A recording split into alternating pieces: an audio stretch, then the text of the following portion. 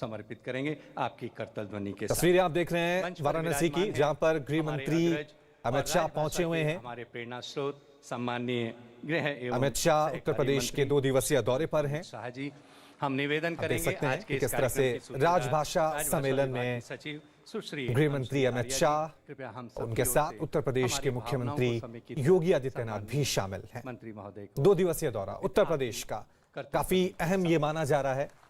कई कार्यक्रमों में शिरकत कर रहे हैं अमित शाह। राजभाषा सम्मेलन की तस्वीरें हम आपको दिखा रहे हैं। कल भी कई परियोजनाओं का शुभारंभ अमित शाह ने किया था, आज भी वाराणसी में मौजूद हैं। इसके बाद अमित शाह आजमगढ़ का रुख करेंगे।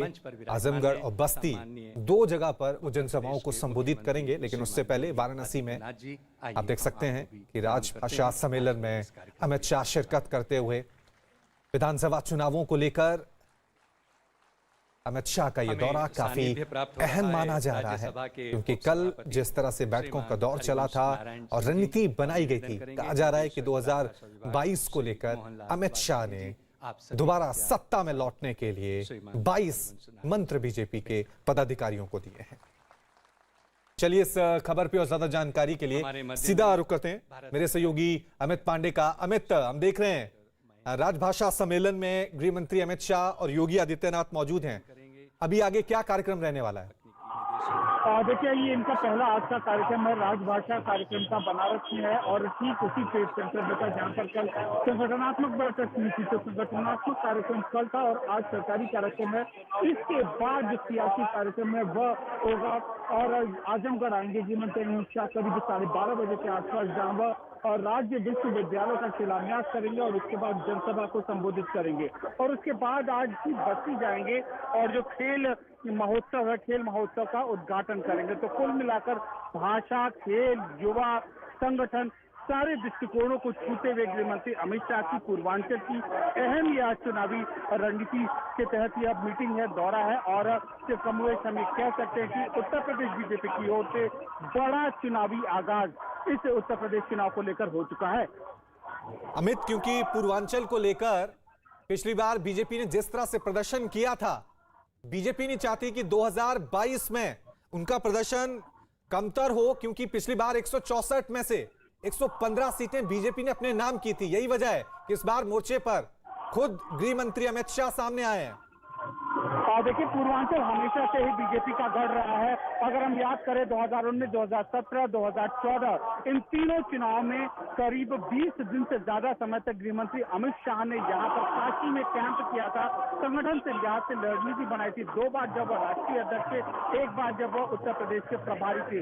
तो उन जीत का अनुभव जोड़ते हुए और तमाम अपने जो कार्यकर्ताओं से फीडबैक लेते हुए आज यहाँ पर पूर्वांचल का उनके दौरे का दूसरा दिन है। साफ तौर से ठीक है अमित, लौटेंगे आपके पास और अपडेट आपसे हम लेते रहेंगे, क्योंकि काफी अहम दौरा है अमित शाह का ये उत्तर प्रदेश का।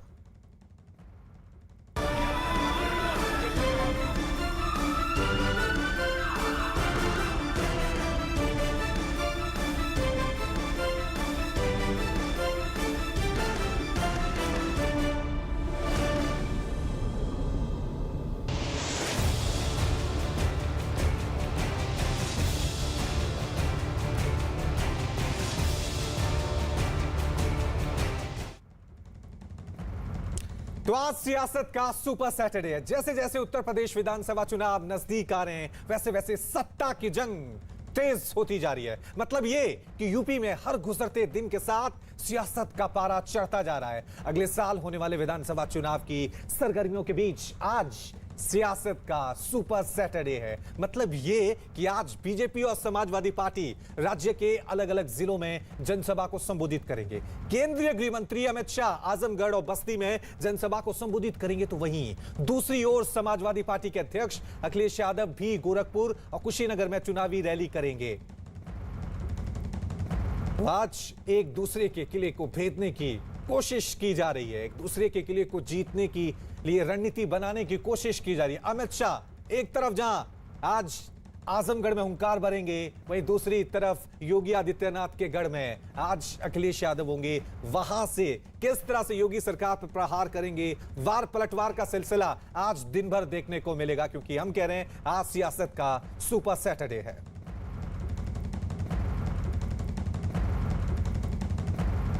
केंद्रीय गृह मंत्री अमित शाह के यूपी दौरे का आज दूसरा दिन है, जहां उन्होंने सबसे पहले वाराणसी में अखिल भारतीय राजभाषा सम्मेलन का शुभारंभ किया। इस मौके पर मुख्यमंत्री अखिलेश यादव, मुख्यमंत्री योगी आदित्यनाथ भी मौजूद रहे।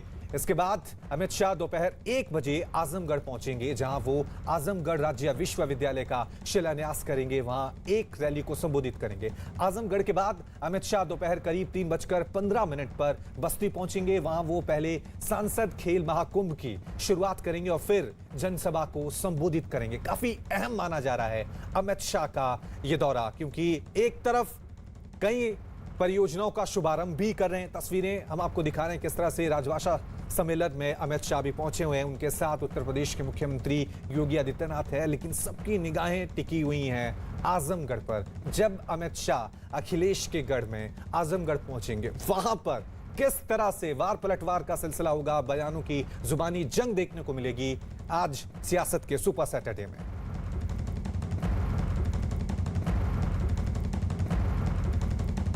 तो एक तरफ अमित शाह आजमगढ़ का रुख करेंगे। अभी जो तस्वीरें हम आपको दिखा रहे हैं ये राजभाषा सम्मेलन की है, वाराणसी से सीधे तस्वीरें हम आपको दिखा रहे हैं। लेकिन जो सबकी निगाहें टिकी हुई हैं आजमगढ़, अखिलेश यादव का किला, वहां पर अमित शाह आज एक रैली को संबोधित करेंगे। आजमगढ़ के बाद बस्ती पर करेंगे। पूर्वांचल को लेकर किस तरह की रणनीति अमित शाह की तरफ से बनाई जा रही है, किस तरह के आज मंत्र बीजेपी कार्यकर्ताओं को देंगे, ये भी देखने वाली बात होगी। तो ये वो इलाका है, जैसा आप कैमरे की तस्वीरों में देख सकते हैं कि इस इलाके में जो विश्वविद्यालय है वो बनेगा और यहाँ के जो युवा आएंगे पढ़ेंगे। ये पूरा का पूरा जो मास्टर प्लान है, लेआउट प्लान है, ये इस विश्वविद्यालय का है, जिसमें hostel, boundary wall, girls hostel, type 3 block, boys hostel, research और बॉय हॉस्टल और इनके अलावा अन्य चीज़ें यहाँ पर हैं। और ये पूरा का पूरा जो इलाका है, पूरा इलाका है, इस जगह पर विश्वविद्यालय बनेगा और 2 साल में ये बन के तैयार होगा। ये बताइए कि विश्वविद्यालय बन रहा है, क्या कहना चाहेंगे? अगर ये पहले बना होता तो या अभी बन रहा है, किस तरीके से आपकी ज़िंदगी बदलेगी? अब तो ज़िंदगी बदलेगी जी। हम लोग तो मतलब पढ़ाई छोड़ दिए हैं, अब लोग काम धंधा करने लगे। अब पहले से खुला होता तो हम लोग भाई कुछ तो बदलाव आया होता। अब इस टाइम अब बन रहा है, पढ़ने वाले बच्चों का तो भविष्य बदलेगा ही बदलेगा। आपकी ज़िंदगी कैसे बदलती अगर पहले ये बना होता तो? हमारी भी बदली होती, अच्छी बदली होती हमारी भी। हमें भी बाहर नहीं जाना पड़ता, हमें भी पढ़ाई की होती, कुछ लागू हुए होते। लेकिन अब बन रहा है, जो पढ़ने वाले बच्चे हैं उनकी तो बदलेगी, हम लोग को तो मतलब बदल गई जो बदलने वाली थी। ये विश्वविद्यालय बन रहा है, आपने किस तरीके के सपने बुने हुए हैं? हम लोगों का देखिए सपना ये है कि हम लोग पढ़ लिख के कुछ आगे काम करें। चूँकि स्कूल बहुत दूर है, कॉलेज विश्वविद्यालय अब यहाँ पर रहेगा तो सभी लोग पढ़ेंगे, सबका विकास होगा और व्यवसाय में भी सबको लाभ होगा। आप बताओ कैसे विश्वविद्यालय आपकी ज़िंदगी बदलेगा? विश्वविद्यालय हमारे लिए बहुत लाभदायक हो सकता है। मैं क्लास 12वीं का छात्र हूँ। अगर यह विश्वविद्यालय अगर पहले ही मिल गया होता अगर मुझे, तो मैं 12वीं पास करने के बाद मैं इस विश्वविद्यालय में पढ़ सकता था। लेकिन अभी इसको तैयार होने में कुछ समय लगेंगे, इसलिए मेरा तो यहाँ पर पढ़ाई नहीं हो पाएगी। लेकिन मेरे जो छोटे भाई हैं वो लोग पढ़ सकते हैं और उन लोगों की ज़िंदगी अच्छी बदल सकती है। चलिए सीधा रुक करते हैं आजमगढ़ का, जहां मेरे सहयोगी अमित पांडे हमारे साथ बने हुए हैं, साथ में मेरे सहयोगी अरुण भी हमारे साथ बने हुए हैं। अमित, सबसे पहले मैं आपका रुख करूंगा क्योंकि सबके निगाहें आजमगढ़ पे टिकी हुई हैं। अखिलेश यादव का गढ़ है, किस तरह का माहौल अमित शाह को लेकर वहां पे देखा जा रहा है? देखिए, अब से थोड़ी देर में जनसभा शुरू होगी और आप यहाँ पर देख सकते हैं किस तरीके से जो भीड़ है वो भीड़ आई है और महिलाएं हैं। महिलाओं का जिक्र हमेशा उत्तर प्रदेश की राजनीति में होता है। कुछ दिनों पहले प्रियंका गांधी ने वादा किया था 50% आरक्षण दिया जाएगा और अब ये बीजेपी भी महिलाओं को लेकर वादा कर रही है। हम कुछ महिलाओं से पूछते हैं, आज रैली है, क्या सोचते हैं? आज रैली हम लोग सोचते हैं अच्छी बात सुनने में आएगी और अपना पहचान देंगे और पहचान सुनेंगे। क्या सबसे बड़ी आशा है आपको सबसे बड़ी उम्मीद क्या है? इस गृह मंत्री आ रहे हैं, बस जानकारी के लिए और क्या, आगे बढ़ने के लिए कुछ अच्छी सीख दे। हम लोग बहुत दूर से आए हैं, फरिया ग्राम पंचायत से, कुछ सीखने के लिए। क्या आपको उम्मीद है? आप क्या सोचती हैं, ये गृह मंत्री आएंगे, आपके किस सपने को पूरा? माध्यम से आए हैं समूह के माध्यम से आए, समूह के बारे में जानकारी चाहते हैं, आगे बढ़ने के लिए कुछ विकास करना चाहते हैं अपने देश में। देखिए, समूह के माध्यम से आए सहकारिता मंत्री भी हैं, गृह मंत्री अमित शाह, और तमाम तरीके की सहकारिता से जुड़ी परियोजना भी शुरू की गई हैं। तो गृह मंत्री का जब यहाँ पर दौरा है तो वो तमाम तरीके की परियोजनाओं की घोषणा करेंगे, राज्य विश्वविद्यालय का तो शिलान्यास करेंगे, साथ ही आने वाले दिनों में यहाँ की जनता की जो अपेक्षा है उससे जुड़े मुद्दे भी उठाएंगे। जी,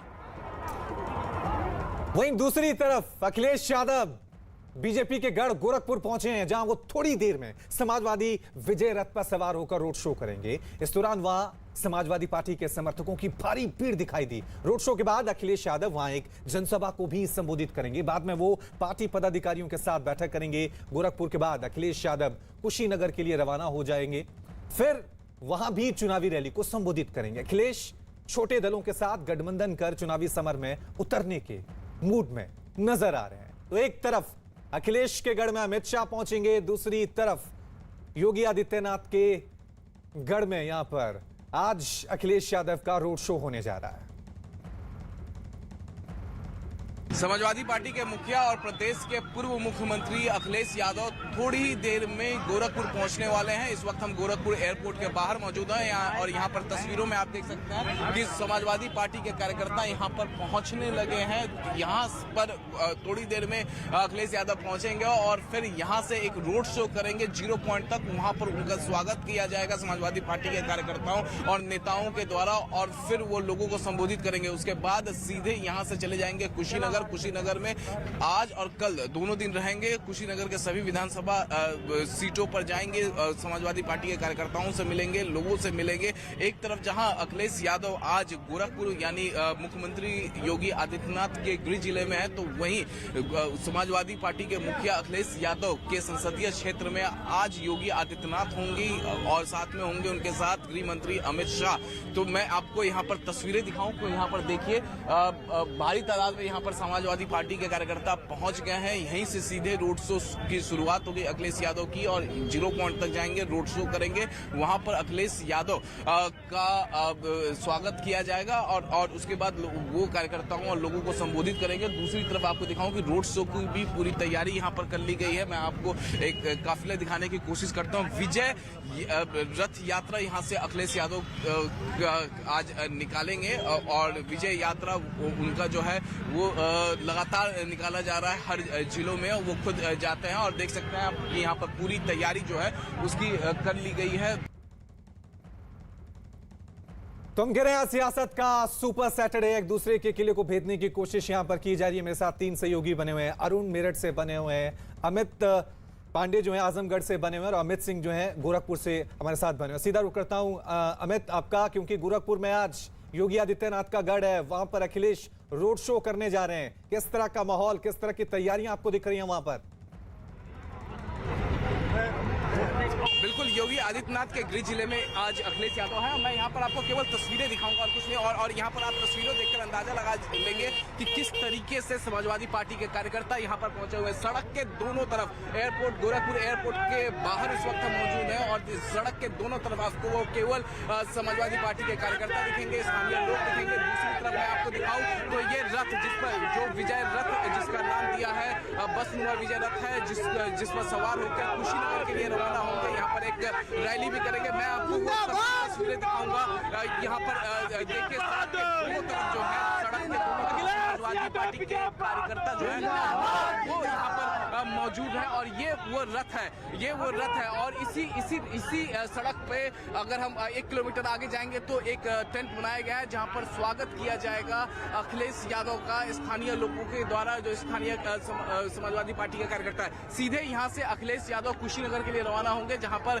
सभी विधानसभा क्षेत्रों में वो घूमेंगे, कार्यकर्ताओं से मुलाकात करेंगे, स्थानीय लोगों से मुलाकात करेंगे। मैं एक बार फिर आपको तस्वीरें दिखाऊं। यहाँ पर देखिए किस तरीके से यहाँ पर हर तरफ जहाँ भी कैमरा पैन करेगा आपको केवल और केवल समाजवादी पार्टी के कार्यकर्ता दिखेंगे, समाजवादी पार्टी के झंडे दिखेंगे। तो ये आलम है आज जहाँ योगी आदित्यनाथ और अमित शाह आजमगढ़ में है, संसदीय क्षेत्र अखिलेश यादव का है आजमगढ़ और वहाँ पर है, और तो वहीं दूसरी तरफ योगी आदित्यनाथ के गृह जिले में पहुंचे हैं अखिलेश यादव अब जी अपने जी अमित, कार्यकर्ताओं साफ से तौर यहाँ से पर मुलाकात करेंगे, आम तस्वीरें हम लोगों से देख रहे हैं। मुलाकात करेंगे। समाजवादी पार्टी कार्यकर्ता काफी जोश में नजर आ रहे हैं क्योंकि अखिलेश यादव थोड़ी देर बाद अपना रोड शो वहां पर शुरू करने वाले हैं। ये तो पूर्वांचल की लड़ाई है। वहीं AIMIM के अध्यक्ष असदुद्दीन ओवैसी उत्तर प्रदेश के मेरठ में होने वाली रैली को प्रशासन ने फिलहाल इजाजत नहीं दी है।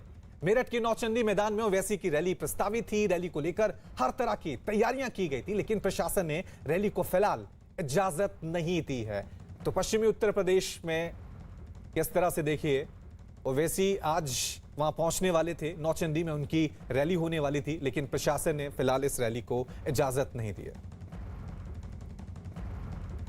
मेरठ के नौचंदी ग्राउंड में ऑल इंडिया मजलिसे इत्तेहादुल मुस्लिमीन के नेता असदुद्दीन ओवैसी की रैली होने वाली थी, लेकिन प्रशासन ने अनुमति नहीं दी। उसके बाद कैंसिल कर दी गई ये रैली। इस वक्त जो तस्वीरें आप देख रहे हैं नौचंदी ग्राउंड की तस्वीरें हैं, जहां पर मंच सज चुका था। कल रात तक यहां पर कार्यकर्ताओं का हुजूम था, यहां पर व्यवस्था की जा रही थी असदुद्दीन ओवैसी की रैली की, लेकिन ऐन वक्त पर प्रशासन ने अनुमति नहीं दी। उसके पीछे प्रशासन का तर्क है कि जो कागजी कार्रवाई इस मैदान को लेकर के करनी चाहिए थी समय से वो नहीं हुई, इसकी वजह से रैली की अनुमति नहीं दी गई। इस वक्त तस्वीरों में देखिए कि जो स्टेज बना था उसको अब उखाड़ करके यहाँ पर ट्रक में रख करके मेज को ले जाया जा रहा है। यानी ओवैसी ने पश्चिमी उत्तर प्रदेश में जो खास फोकस किया था, क्योंकि यहाँ पर मुस्लिम आबादी काफी संख्या में है और कई ऐसी सीटें हैं जहाँ पर वो निर्णायक है वोट बैंक। असदुद्दीन ओवैसी की नजर उस सीट पर थी। मेरठ से लेकर के मुरादाबाद तक, रामपुर तक, इन तमाम इलाकों में असदुद्दीन ओवैसी रैली कर रहे हैं, मुस्लिम आबादी को, वोटरों को रिझाने की कोशिश कर रहे हैं। उधर अखिलेश यादव की भी नजर मुस्लिम वोटर पर है। उसको देखते हुए असदुद्दीन ओवैसी की इस रैली का काफी महत्व था।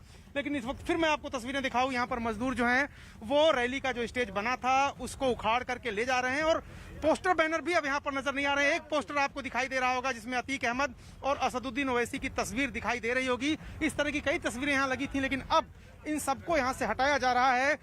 जो AIMIM के जो नेता हैं वो ये कह रहे हैं कि प्रशासन ने जानबूझ करके उनको अनुमति नहीं दी है, लेकिन प्रशासन ये कह रहा है कि जरूरी कार्रवाई जो करनी चाहिए थी कागजी वो पूरी नहीं की AIMIM के लोगों ने यहाँ पर, इसलिए इस रैली को कैंसिल करना पड़ रहा है। असदुद्दीन ओवैसी की मेरठ की रैली कैंसिल हो गई है। हमारे साथ आसिफ हैं जो AIMIM के कार्यकर्ता हैं। आसिफ भाई, ये मंच क्यों हटाया जा रहा है, क्या हुआ? कल रात तक तो ये लगा था। देखिए, हम पिछले एक सप्ताह से प्रशासनिक अधिकारियों के अंदर डोल रहे थे। उनको परमिशन लेने के लिए हमने परमिशन, हमारे लिए सारी अप्रूवल हो गई थी। न जाने कहां से कल है नहीं एक ऐसा हुआ कि सब जगह से परमिशन होने के बाद में रात को निरस्त कर दी गई सारी।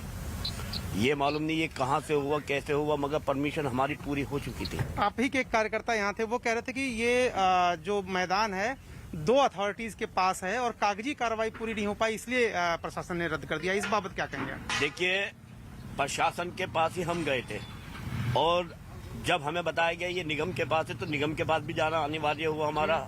जिला, अगर उन्होंने कहा ये जिला पंचायत के पास है, उनके पास भी हमने पेपर सबमिट किए। फिर वहां से ये पता चला ये प्रशासन के अंडर में आ गया, तो हम ADM TT साहब के यहाँ भी गए। अब भी जाकर के मतलब उन्होंने कहा कि आप अपनी मीटिंग चालू करिए, हम है नहीं, आपको है नहीं, जरा इसमें योगी जी के कार्यक्रम में व्यस्त है, आपको है नहीं अथॉरिटी मिल जाएगी, क्योंकि रातों को भी हो जाती हैं अथॉरिटियाँ। तो कल एकदम न जाने क्या हुआ, ये पिछले 7-8 दिन से यहाँ पे टेंट वेंट लग रहे थे, न जाने कहाँ से क्या हुआ, एक शगुफा हो के बिल्कुल निरस्त कर दिया। और अब सीधा रुख करते हैं मेरे सहयोगी अरुण का, जो इस वक्त मेरठ से हमारे साथ बने हुए हैं। अरुण, मेरा आपसे सवाल यही है कि पश्चिमी उत्तर प्रदेश के दौरे पर हैं ओवैसी, मकसद मुस्लिम वोट बैंक है, लेकिन यही वोट बैंक पर समाजवादी पार्टी अपना दावा करती है, कांग्रेस की भी नजरें हैं। इन दोनों के बीच अब ओवैसी के दौरे से क्या समीकरण आपको वहां पर नजर आ रहे हैं? देखिए, तस्वीरें एक बार आपको ताज़ा दिखा दूं यहाँ पर नौचंदी ग्राउंड की। यहाँ पर लगभग मंच को पूरी तरह से डिसमेंटल कर दिया गया है, तो यहाँ पर अब रैली नहीं होगी, ये तय है। और असदुद्दीन ओवैसी क्या मेरठ के दौरे पर आएंगे? अब सवाल सिर्फ इतना ही रह गया है। बहुत सारे लोग इस ग्राउंड में हैं, उनसे बात करते हैं, पूछते हैं कि क्या असदुद्दीन ओवैसी यहाँ पर आएंगे, क्या रैली यहाँ पर नहीं हो रही है तो क्या कोई रोड शो जैसा कार्यक्रम होगा? अब क्या कार्यक्रम है? अब तो इमरान भाई, क्या कार्यक्रम है अब यहाँ? सर, यहाँ कार्यक्रम क्या होगा साहब, यहाँ पर तो प्रशासन हमको अनुमति देने से इनकार कर दिया साहब। तब जो भी है अपडेट वो आपको वीडियो को बता दी जाएगी। ये प्रशासन ने हमारे साथ बहुत बड़ा गेम किया है। हम लोग 8 तारीख से कभी जिला पंचायत, कभी नगर निगम, कभी तमाम लोग जगह हम भाग रहे हैं और आज रात 2:30 बजे हमको ये बताया जाता है कि आपकी परमिशन नहीं होगी। तो सर ये तो बहुत बड़ा प्रशासन का जो है एक बहुत बड़ी गलती है। जी बताइए आप। एक सवाल मैं आपसे पूछना चाहता हूँ, अब ओवैसी यहाँ पर आएंगे मेरठ में या आएंगे ही नहीं? सर आएंगे ही नहीं से क्या मतलब है? ये उत्तर प्रदेश हिंदुस्तान का हिस्सा है और सर मेरठ आज की मैं बात कर रहा हूँ, आज की रैली के लिए। सर आज की रैली के लिए ओवैसी साहब नहीं आ रहे हैं, प्रशासन ने अनुमति नहीं दी। हम कोई कंट्रोवर्सी नहीं चाहते हैं। ओवैसी साहब नई डेट में नई वेन्यू पर बिल्कुल आएंगे मेरठ के अंदर। देखिए आज जो ये रैली होनी थी प्रशासन ने अनुमति नहीं दी, उसके बाद अब असदुद्दीन ओवैसी का दौरा रद्द कर दिया गया है, यानी अब वो मेरठ भी नहीं आएंगे ऐसा उनकी पार्टी के पदाधिकारी कह रहे हैं। जहां तक मुस्लिम वोटरों की बात आपने की, अखिलेश यादव से लेकर के बीएसपी तक और असदुद्दीन ओवैसी तक छोटे दलों से गठबंधन करके वो भी चाहते हैं कि मुस्लिम बहुल सीटों पर वो अपने कैंडिडेट खड़े करें। जिस तरह से बिहार में उनको सफलता मिली थी, उत्तर प्रदेश में भी दोहराना चाहते हैं। लेकिन एक ऑब्जर्वेशन है, एक समय ऐसा था जब अटल बिहारी वाजपेयी को देखने लोग आते थे लेकिन वोट नहीं देते थे उनको, बीजेपी को वोट नहीं मिलता था। असदुद्दीन ओवैसी की रैलियों में भीड़ आती है, लेकिन क्या ये वोट भी देंगे? क्योंकि ये अपना वोट खराब नहीं करना चाहते। कई बार इन्होंने कहा है कि अखिलेश यादव को इसलिए वोट देते हैं क्योंकि कोई विकल्प उनके पास नहीं है। तो सवाल ये है कि जो भीड़ आती है क्या वो वोट में तब्दील होगी AIMIM के लिए? शुक्रिया अरुण।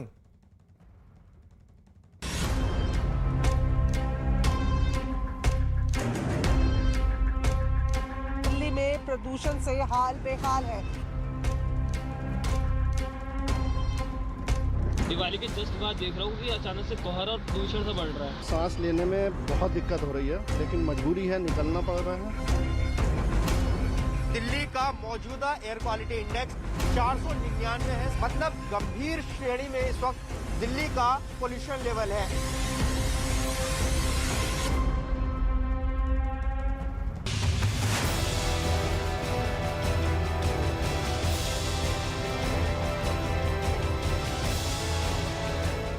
बड़ी खबर आपको बता दें, प्रदूषण को लेकर के सुप्रीम कोर्ट में अहम सुनवाई शुरू हो चुकी है। हालांकि ये मामला पुराना है लेकिन नजरें सबकी इसी पर टिकी हुई है। देश की सर्वोच्च अदालत में इस वक्त प्रदूषण पर सुनवाई हो रही है।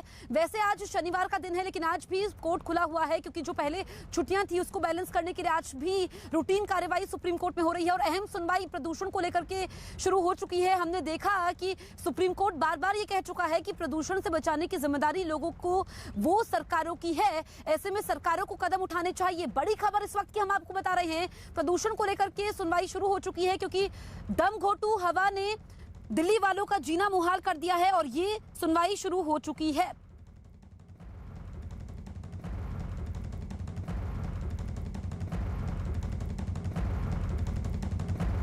हमारे सहयोगी विक्रांत फोन लाइन पर मौजूद है। विक्रांत, सबकी नजरें सुनवाई पर टिकी हुई है, क्या उम्मीद है और सुनवाई में क्या बताया गया है क्योंकि पहले का ये मामला था? देखिए, सबसे बड़ी बात कि कोर्ट इस बात से पूरी तरीके से नाराज है। कोर्ट ने कहा है कि स्थिति बहुत गंभीर हो गई है। केंद्र सरकार को कहा कि आप ये देख रहे हैं कि किस तरह की स्थिति बन गई है, लोग अपने घरों में भी मास्क लगाकर रहने के लिए मजबूर होना पड़ रहा है। सरकारों से कोर्ट ये जानना चाहती है कि इमरजेंसी सिचुएशन के लिए क्या कदम उठाए गए हैं, क्या शॉर्ट टर्म कदम उठाए गए हैं, उसकी जानकारी दी जाए। सॉलिसिटर जनरल की तरफ से कहा गया कि पराली एक बड़ी समस्या है और पंजाब को इस मामले में कुछ कार्रवाई करने की जरूरत है। हालांकि कोर्ट इससे संतुष्ट पूरी तरह से नहीं हुआ। कोर्ट ने कहा कि आप ऐसा कह करके किसानों के ऊपर इसकी जिम्मेदारी डाल रहे हैं और जो छोटे किसान हैं, जो गरीब किसान हैं, वो कहां से पराली की मशीनें लाएंगे? इसके लिए सरकार क्यों नहीं उन किसानों को मुफ्त में वो मशीनें देती है, उसकी दिशा में क्या कदम उठाए गए हैं? सरकार की तरफ से कहा गया कि जो छोटे किसान हैं उनको मशीनें दी जा रही हैं, उनके यहाँ मुफ्त में काम भी करवाया जा रहा है और 2 लाख ऐसी मशीन है जिनका उपयोग इसमें किया जा रहा है। अभी ये सुनवाई चल रही है और कोर्ट हालांकि इस मामले में चाहता है कि जो स्थिति बन गई है उसको देखते हुए इमरजेंसी कदम क्या उठाए गए हैं सरकारों ने, इसके बारे में जानकारी दें। और जिस हिसाब से सुनवाई चल रही है, लग रहा है कि कोर्ट इस मामले में कुछ डायरेक्शंस ही इशू कर सकता है। बिल्कुल नजर उसी पर होंगी। विक्रांत आप नजर बना रखिए, आगे भी हम आपसे अपडेट लेंगे। देखिए ये बड़ी खबर थी और आपको बता दें कि दिल्ली वाले दम घोटू हवा में सांस लेने को मजबूर है। 18 नवंबर तक स्थिति जस की तस बनी रहने वाली है और मौसम साफ नहीं होगा। तस्वीरें मैं आपको दिखाती हूँ। ये देखिए विजय चौक इलाका, आप समझिए कि दोपहर के 11:15 बजने को है और ये जो बीच का गेट है ये राष्ट्रपति भवन का आपको नजर नहीं आएगा। पूरे परिसर को स्मॉग ने अपनी चादर में लपेटा हुआ है और ये स्मॉग ही है जो परेशानी का सबब बनी हुई है। आप समझिए विजिबिलिटी कल के मुकाबले जरूर थोड़ी सुधरी है, लेकिन अभी भी विजिबिलिटी कम है। अगर आप आगे जाएंगे तो आपको देखना मुश्किल हो जाएगा। तो ये अभी भी परिसर नजर नहीं आ रहा है और स्मॉग है। देखिए स्मॉग पराली एक बड़ा कारण है प्रदूषण में, क्योंकि जो हवा के कण हैं वो पूरी तरीके से हवा में घुल चुके हैं, प्रदूषण के कण, और इनको घुलने में अभी समय लगेगा। यानी कि जो अगला एक हफ्ता है वो काफी ज्यादा कठिन रहने वाला है दिल्ली वालों के लिए। और देखिए ये काफी शांत इलाका है विजय चौक पर। जो दिल्ली वाले हैं वो इस इलाके को जानते हैं, लेकिन जो दूर से लोग आते हैं वो भी जरूर चाहते हैं कि एक बार राष्ट्रपति भवन को देखें। तस्वीरें यहाँ पर खिंचवाते हैं, लेकिन जब से हमारी टीम सुबह से यहाँ पर पहुंची है तो लोगों की मौजूदगी काफी कम है। आप देखिए इक्का दुक्का लोग जो यहाँ पर फोटो खिंचवा रहे हैं आपको नजर आ रहे होंगे और लोगों की मौजूदगी कम है, क्योंकि एक्सपर्ट्स बार बार ये कह रहे हैं कि लोग जरूरी ना हो तो घरों से ना निकले। और आपको बता दें कि इंडिया गेट पर भी हमारे सहयोगी ने जायजा लिया, वहां पर किस तरीके के हालात हैं और लोगों का क्या कहना है, ये हम सुन लेते हैं इस रिपोर्ट में। दिल्ली की हवा लगातार जहरीली बनी हुई है। अगर आंकड़ों में बात करें तो दिल्ली का मौजूदा एयर क्वालिटी इंडेक्स 499 है सफर के मुताबिक। आप देखिए 499 यानी सीवियर, मतलब गंभीर श्रेणी में इस वक्त दिल्ली का पोल्यूशन लेवल है। और अगर मैं आपको तस्वीरों के जरिए समझाना चाहूं तो देखिए इंडिया गेट की तस्वीरें हम आपको दिखाते हैं। इंडिया गेट और उसके आसपास आपको धुंध की एक चादर नजर आएगी। बहुत धुंधला इंडिया गेट नजर आ रहा है और जब यहाँ हम मौजूद हैं तो आंखों में जलन को हम महसूस कर सकते हैं, क्योंकि पॉल्यूशन धुआं जैसा इतना ज्यादा नजर आ रहा है और ये हालात कई दिनों से लगातार बने हुए हैं। देखिए इंडिया गेट के नजदीक मथुरा रोड है। मथुरा रोड पर अगर हम बात करें तो मथुरा रोड पर 557 है, मतलब दिल्ली के ओवरऑल एयर क्वालिटी इंडेक्स से भी ज्यादा। और देखिए आसपास ये जो सर्कल आप देख रहे हैं आपको धुंध ही धुंध नजर आएगा। कुछ लोग हैं हमारे साथ बातचीत करने के लिए, इनसे पूछते हैं जो इंडिया गेट घूमने के लिए आए हैं। ये बताइए कहाँ से आए हैं? मैं दार्जिलिंग से आया हूँ। दार्जिलिंग से आए। ये बताइए कि दार्जिलिंग में इतना पोल्यूशन है और यहाँ हम लोग के इधर तो पोल्यूशन ही नहीं है, बहुत कम है। अच्छा, हम लोग के इधर से कंचनजंगा क्लियर दिखता है और अच्छा, ज्यादातर हरियाली पे डिपेंडेंट है सब। महसूस हो रहा है ये पोल्यूशन दिक्कत हो रही है? हाँ दिख रहा है, सामने दिख रहा है एकदम वातावरण में सब। मेरे दो सहयोगी मेरे साथ लाइव मौजूद है, प्रियंका है, साथ ही मेरे साथ जावेद है। सबसे पहले प्रियंका मैं आपके पास आती हूँ। लोगों की तकलीफें भी हम सुन रहे थे और अगले एक हफ्ते तक दिल्ली वालों को इस दम घोटू हवा से राहत मिलने वाली नहीं है। जी बिल्कुल, और मैं आपको तस्वीरें पहले तो अक्षरधाम की दिखा देती हूँ। देखिए 11 बज चुके हैं, बावजूद उसके आप देखेंगे कि विजिबिलिटी जो है जस की तस बनी हुई है।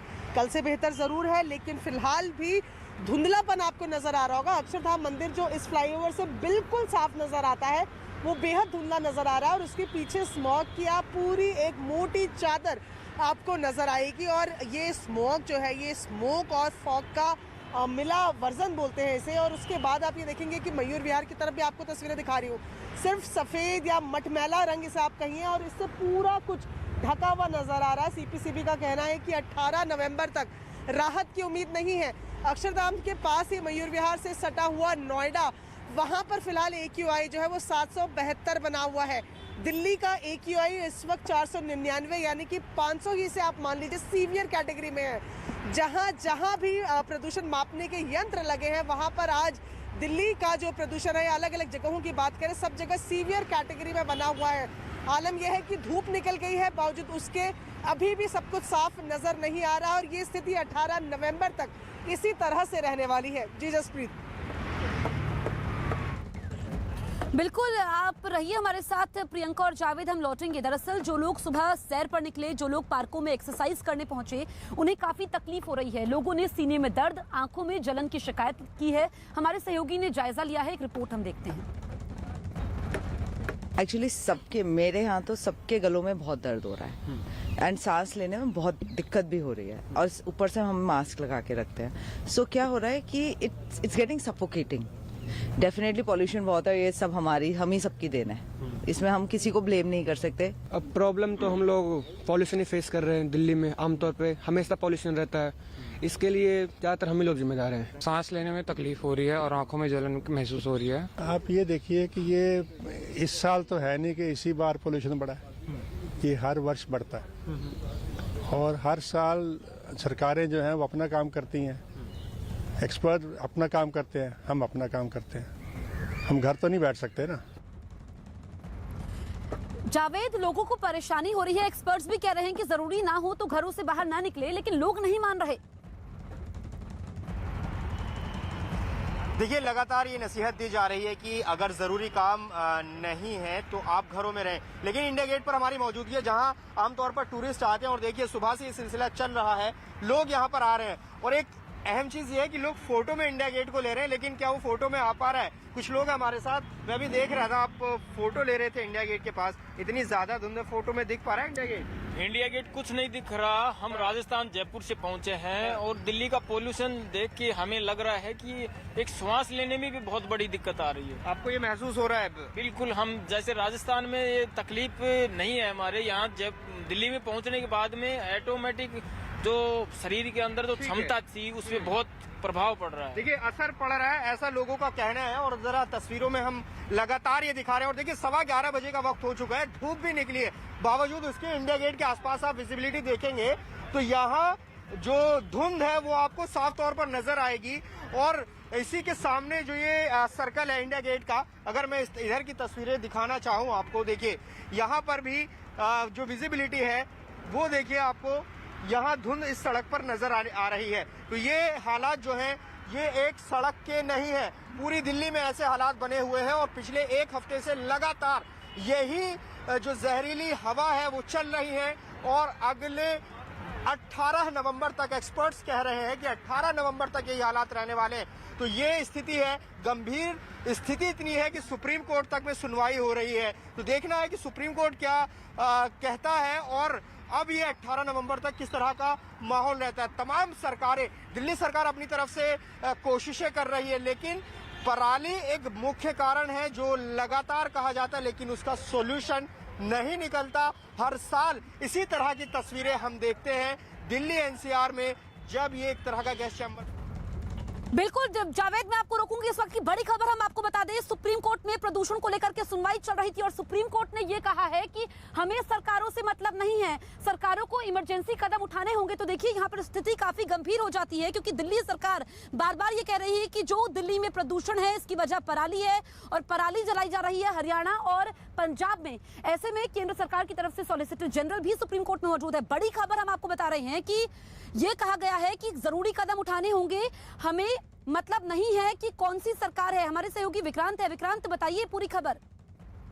देखिए, बिल्कुल सुप्रीम कोर्ट में है सुनवाई चल रही है जिसमें कोर्ट को एससी सॉलिसिटर जनरल ने कहा कि पराली जो जल रही है वो एक बड़ा कारण है और पंजाब को इस मामले में कड़े कदम उठाए जाने की जरूरत है। हालांकि कोर्ट ने इस पर कहा कि अगर पराली की समस्या है तो सरकारें ये बताए कि उन्होंने क्या कदम इस मामले में उठाए, क्या कदम राज्य सरकारों ने उठाए और क्या कदम केंद्र सरकारों ने उठाए। क्या इस तरह के इंतजाम किए गए कि किसानों से पराली इकट्ठा करके उसे इंडस्ट्री तक पहुंचाया जा सके, इन सब चीजों की जानकारी दी जानी चाहिए। हालांकि सुप्रीम कोर्ट में अभी अभी सॉलिसिटर जनरल की तरफ से कहा गया है कि इस मामले की सुनवाई सोमवार को कर ली जाए ताकि तब तक जो बाकी सवाल है उनको भी जवाब दिया जा सके।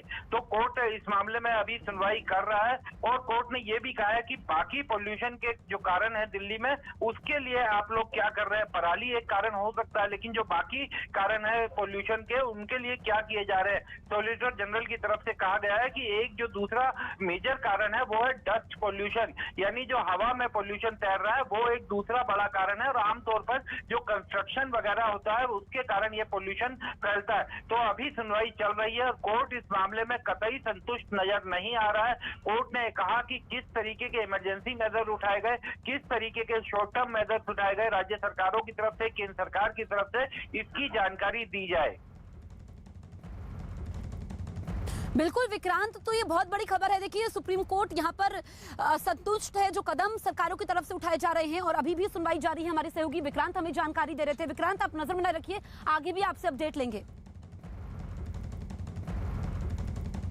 कामयाबी की कोई कहानी एक दिन में मुकम्मल नहीं होती, लेकिन ईमानदारी, लगन और सच्चा संघर्ष हो तो सफलता की कहानी एक दिन पूरी जरूर होती है। क्या आप जानते हैं कि देश में श्वेत क्रांति यानी दूध क्रांति लाने वाले अमूल का सफर गुजरात के सिर्फ 2 गांव से शुरू हुआ था। 75 साल का हो चुका अमूल भी पूरे देश के साथ आजादी के अमृत महोत्सव की खुशियां मना रहा है। आइए जानते हैं कि सबसे कामयाब ब्रांड बनने तक की यात्रा में अमूल ने कौन कौन से पड़ाव पार किए हैं।